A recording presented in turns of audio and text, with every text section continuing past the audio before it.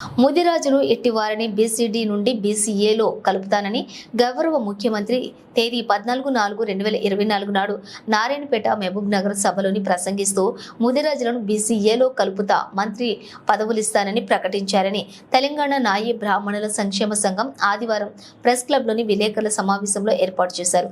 దౌర్భాగ్యమైన స్థితి. ఇప్పటికే 4 కులాల వారు దౌర్జన్యంగా బీసీఏ కుల ధృవీకరణ పొంది ఉద్యోగాల్లో విద్యల్లో రిజర్వేషన్ పొందుతున్నారు. ఇక అన్యుల విషయం చెప్పనక్కర్లేదు. ఎవరికి తోచినట్లు వారు ఓట్ల కొరకు పదవుల కొరకు బీసీఏ గ్రూపులో కలుపుతామని చెప్పుట అన్యాయమని అన్నారు. అంతేగాక బీసీడీ గ్రూప్ వారు ఇంకా 5 కులాల వారు కూడా బీసీఏ గ్రూప్ తో కలపమని అడుగుతూనే ఉన్నారు. మరి ఇట్లా కలుపుతూ పోతే బీసీఏ గ్రూపులోని భిక్షాటన కులాల గతి ఏంటి? ఈ కులాలు బిచ్చగాళ్లై ఉండాలి తప్ప ఎందుకు పనికిరారు. గ్రూప్ లో గల 56 కులాలను ఎస్సీల్లో చేర్చి ఇతరులను ఏమైనా చేయండి. మమ్మలను ఇట్లా బ్రతకనివ్వండి. మా బీసీఏ గ్రూపు 56 కులాల ఓట్లు మీకు అవసరం లేదా? ఒక ముదిరాజుల ఓట్లు మాత్రమే కావాలా? ఆలోచించండి, మాకు దారి చూపండి అని అన్నారు.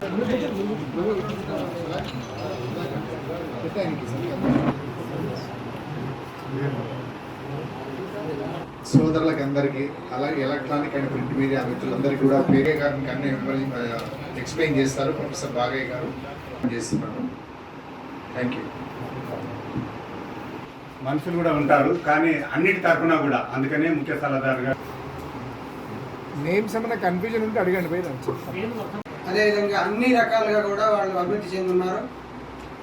బీసీ ఏ కులాలుగా ఉన్నటువంటి యాచక వృత్తులు, చేతి వృత్తులు చేసుకునేటువంటి ఈ వృత్తిదారులు వృత్తులు చేసుకొని జీవనం గడుపుతున్నటువంటి ఈ కులాలను అన్యాయం చేసే విధంగా రాష్ట్ర ముఖ్యమంత్రి గారు ఎన్నికల సభల్లో ఎన్నికల వాగ్దానం చేస్తూ ఓట్ల కోసం మాట్లాడడం అనేది సరైనది కాదు. కాబట్టి బీసీ ఏలో ఉన్నటువంటి 57 కులాలకు కూడా అన్యాయం చేయకుండా ముదిరాజుల్ని డీలో ఉన్న వాళ్ళని తీసుకొచ్చి బీసీ ఏలో కలపకుండా ఉండాలని చెప్పని మేము ఈ ప్రత్యేక సమావేశంలో ప్రభుత్వానికి, ముఖ్యమంత్రి గారికి తెలియజేస్తున్నాం. అలాంటి పరిస్థితి ఏదైనా వస్తే ఈ రాష్ట్రంలో ఉన్నటువంటి 57 కులాల వాళ్ళు కూడా ఏకమయ్యేటువంటి పరిస్థితి వచ్చేటువంటి పరిస్థితి ఉంది. కాబట్టి దీన్ని పొన్నం ప్రభాకర్ గారు నిన్న మాకు హామీ ఇచ్చారు. అలాంటిది ఏమీ చేయబోము, మీకు అన్యాయం చేయమని చెప్పని హామీ ఇవ్వడం జరిగింది. అలాగనే ముఖ్యమంత్రి గారు కూడా మా యొక్క పరిస్థితిని తెలుసుకొని మాకు చేయాల్సింది ఏంటంటే 57 కులాల్లో ఉన్నటువంటి వాళ్ళకి రాజకీయ రిజర్వేషన్ కల్పించండి, విద్యాపరంగా మాకు వసతులు కల్పించండి, ఆర్థికంగా మేము మా వృత్తులు నిర్వహించుకునే దానికోసం అవసరమైనటువంటి ఉపాధి కల్పన కల్పించండి. మాకు జీవనోపాధి పెరిగే విధంగా ఇతరులతో మేము సమానంగా ఆర్థికంగా, సామాజికంగా, రాజకీయంగా, విద్యాపరంగా అభివృద్ధి అయ్యేదానికి కావాల్సినటువంటి మీ ముఖ్యమంత్రి పదవిని ఉపయోగించి మా కులాలకి మేలు చేయండి అని చెప్పని మేము కోరుతా ఉన్నాం. అట్లాంటి మేలు చేయకుండా మాకు కీడు చేసేటువంటి పరిస్థితి తెస్తే మాకు అన్యాయం చేసినట్టు అవుతుంది. ఇది సరైనది కాదని చెప్పని గౌరవ ముఖ్యమంత్రి గారు కూడా దీన్ని ఆలోచన చేసుకొని ఆ చేసిన వాగ్దానాలను వెనక్కి తీసుకోవాలని చెప్పని కూడా మేము ఈ సందర్భంగా వారిని కోరుతా ఉన్నాం. కాబట్టి మాకు చేప పిల్లలు కానీ చేతి వృత్తులకు ఇవి అవి ఏమో అక్కర్లేదు. మాకున్నటువంటి రాజకీయ సామాజిక అంశాల్లో ఉన్నటువంటి మా హక్కును, మా రాజ్యాంగం కల్పించినటువంటి హక్కును మాకు కల్పించాలి, మమ్మల్ని ఇట్లా బ్రతికించాలని చెప్పి మేము ప్రభుత్వానికి విజ్ఞప్తి చేస్తున్నాం. చేసిన ఉద్దేశం ఏంటంటే, మొన్నటి 14వ తారీఖున మన ముఖ్యమంత్రి గారు నాగర్ కర్నూలులో మాట్లాడుతూ, అది కూడా ఒక బీసీఏ కులాల అభ్యర్థిని పక్కన పెట్టుకొని, నేను బీసీడీలో ఉన్నటువంటి ముదిరాజులను బీసీఏలోకి తీసుకురావడానికి సర్వ విధాల ప్రయత్నం చేస్తాను. దానికి కావాల్సినటువంటి వనరులు ఏమున్నా సమకూర్చి, మరి బాగా అనుభవజ్ఞులైనటువంటి వకీళ్లను పెట్టేసేసి ఈ కేసును నేను గెలిపించేసి వాళ్ళని తీసుకొచ్చి కలుపుతానని చెప్పేసి చెప్పడం అత్యంత విచారకరమైనటువంటి విషయం ఇది. ఎందుకంటే, అయ్యా ముఖ్యమంత్రి గారు, మేము ఒక ప్రశ్న అడుగుతున్నాము, మీరు కేవలము ముదిరాజులకు ముఖ్యమంత్రి లేకపోతే 4 కోట్ల తెలంగాణ రాష్ట్రంలో ఉన్నటువంటి ప్రజలకు ముఖ్యమంత్రి? మాకు ఒకసారి తెలియజేయవలసిందిగా కోరుతున్నాము. ఎందుకంటే బీసీ గ్రూప్లో ఉన్నటువంటి ఈ అణగారిన కులాలు ఏవైతే ఉన్నాయో ఇవన్నీ యాచక కులాలు. తర్వాత సేవా కులాలు ఇవన్నీ 1970లో గ్రేట్ కమిషన్ అనంతరామన్ కమిషన్ గారు ఇంటింటి సర్వే చేసి ఈ కులాలు వాళ్ళ జాతులను పట్టేసి వాటి వృత్తిరీత్యా వాళ్ళు ఎటువంటి దీనిలో ఉన్నారో దాన్ని సమగ్రంగా సర్వే చేసేసి ఈ కులాలను ABCD జాతులుగా విభజించడం జరిగింది.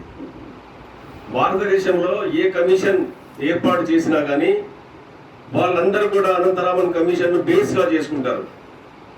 అదొక ఎగ్జాంపుల్గా తీసుకుంటారు. ముఖ్యంగా మండల్ కమిషన్ కానివ్వండి, రోహిణి కమిషన్ కానివ్వండి, వీళ్ళు ఎవరు చేసినా కానీ ముందు దీన్ని స్టడీ చేసేసి దీని ప్రకారంగా వాళ్ళు ముందుకు పోవడానికి అవకాశం ఉన్నట్టు. అటువంటి ఒక అనంతరామన్ గారు చేసినటువంటి ఆ విభజనను మీరు పక్కన పెట్టేసేసి మీ ఓటు బ్యాంక్ రాజకీయం కొరకు మరి జనాలను ఇక్కడ నుంచి అక్కడ నుంచి ఇక్కడ కలపడం అనడం ఎంతవరకు సబబు? మీకు వాళ్ళ మీద ప్రేమ ఉండాలి, లేకపోతే వాళ్ళ నుండి మీరు ఓట్లు రాబట్టుకోవాలనుకున్నప్పుడు మీరు వాళ్ళకి కావాలన్న స్పెషల్గా ఏదైనా ఇవ్వండి, వాళ్ళకు తోడల పెంపకం ఇవ్వండి, లేకపోతే వాళ్ళకు భూములు జాగాలు ఇవ్వండి.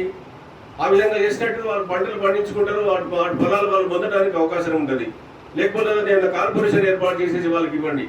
కానీ మీరు ఒక జాతిని తీసుకొచ్చేసి మేము ఆ గ్రూప్లో ఉన్న వాళ్ళము 56-57 కులాల మంది మా గ్రూప్ను తీసుకొచ్చి అందులో తీసుకొచ్చి కలిపితే మా సంఖ్యతో సమానంగా ఉన్నటువంటి సంఖ్యను కలిపి మా రిజర్వేషన్ శాతం పెంచకుండా మరి మీరు వాళ్ళని తీసుకొచ్చి కలిపితే ఇక్కడ ఉన్నటువంటి యాచక కులాలు ఏం కావాలి? మీరు ఒకసారి దృష్టిలో పెట్టుకోవాల్సిన అవసరం ఉన్నది. మీరే మీ నోటితో మీరేమన్నారంటే వాళ్ళు 10% అన్నారు. మరి మేము దాదాపుగా 18% పైన ఉన్నాం మా BC కులాల వారిని కలిస్తే.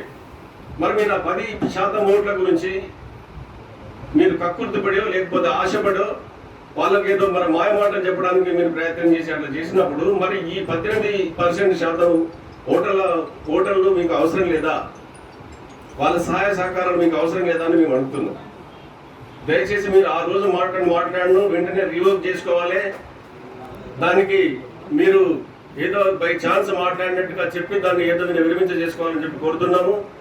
లేని పక్షంలో మా అంతేకాకుండా ఒకరికి మంత్రి పదవి ఇస్తాము, మీకు ఏది కావాలన్నా మేము ఇస్తామని చెప్పి 14 తారీఖున గౌరవ ముఖ్యమంత్రి గారు నారాయణపేట జనమహాసభలో ప్రకటించారు. ఆ ప్రకటన మేము ఢిల్లీలో విని వెంటనే మేము ప్రెస్ మీట్ పెట్టినాం, అక్కడ ఖండించినాం. అది కాదు, ఒక BCA గ్రూప్లో లేనటువంటి D గ్రూప్లో ఉన్న వాళ్ళని BCలో చేసి మరి BCలో ఉన్నటువంటి BCA గ్రూప్లో ఉన్న 56 కులాలు ఏం కావాలి? ఇవి అత్యంత వెనుకబడినటువంటి కులాలు. ఎట్లాంటివి? బుడుబుడు కలోళ్ళు, తర్వాత కాటికాపురోళ్ళు, దొమ్మరోళ్ళు, జోగి, తోలుబొమ్మల, ఇట్లా నిజంగా 20 కులాలు అయితే చాలా అధ్వానమైనటువంటి కులాలు. వాళ్ళకి రిజర్వేషన్ సంగతి కూడా తెలియదు. కోశమ్మలోళ్ళు, పెద్దమ్మలోళ్ళు అంటారు కదా. ఇట్లా ఇవి మరి వీళ్ళని ఏం చేస్తారని చెప్పి మేము ప్రశ్నిస్తున్నాం. నిన్న కూడా మేము వేం నరేందర్ రెడ్డి గారిని, గౌరవ ముఖ్యమంత్రి సలహాదారు అయినటువంటి వేం నరేందర్ రెడ్డి గారిని ఇంటి దగ్గర పోయి కలిసినాం, చెప్పినాం నిజమే ఇది అన్యాయమే, మేము ముఖ్యమంత్రికి చెప్తానని చెప్పి వారు కూడా మాకు చక్కని మాట చెప్పినారు. తర్వాత పొన్నం ప్రభాకర్ గారు, వెనుకబడిన తరగతులకు మంత్రివర్యులైనటువంటి పొన్నం గారు కూడా నిన్న కలిసినాం మేము. ఆయన కూడా అన్నారు ఇది తప్పే, ఇవి చాలా బీద కులాలు ఉన్నాయి, ఇవి మరి ఇవన్నీ ఇంకేం పనికిరావని చెప్పాను. అందుకని ఆయన కూడా ముఖ్యమంత్రి దృష్టికి తీసుకెళ్తున్నారు. కాబట్టి ఇప్పుడు మేము ఈ పత్రిక ముఖంగా మేము తెలంగాణ ప్రజలకు తెలియడానికి ముఖ్యమంత్రికి విన్నపం చేస్తున్నాం. డిమాండ్ అనండి, విన్నపం అనండి. కారణం ఏమిటంటే ఏ గ్రూపులు ఉన్నటువంటి అత్యంత వెనుకబడినటువంటి జాతులను తీసుకుపోయి మరి ఇంకా నష్టంగా పాడు చేయడము మంచి పద్ధతి కాదు. ఇవి ఇప్పుడే విద్య, వైద్యము, న్యాయం ఎక్కడైతే ఈ 3 అమలు ఉండదో ఆ రాష్ట్రం కానీ దేశం కానీ నాశనం అవుతుందని చెప్పి అంబేద్కర్ చెప్పాడు. విద్య, వైద్యము, న్యాయం ఈ 3 ఉండాలి తప్పకుండా. ఈ బతుకుండాలి ఎక్కడైనా. అవి బతుకుంటే దేశం కానీ ప్రజలు కానీ సుభిక్షంగా ఉంటారు. ఈ విద్యా వైద్యము లేనటువంటి స్థలాలు చాలా భీకరంగా ఉంటాయి. ఇప్పుడు వాటి మీదనే మేము ఒక పెద్ద వినయం చేసినాము. ఒకటి అక్కడ చెప్పినాము, ఇక్కడ చెప్పినాము.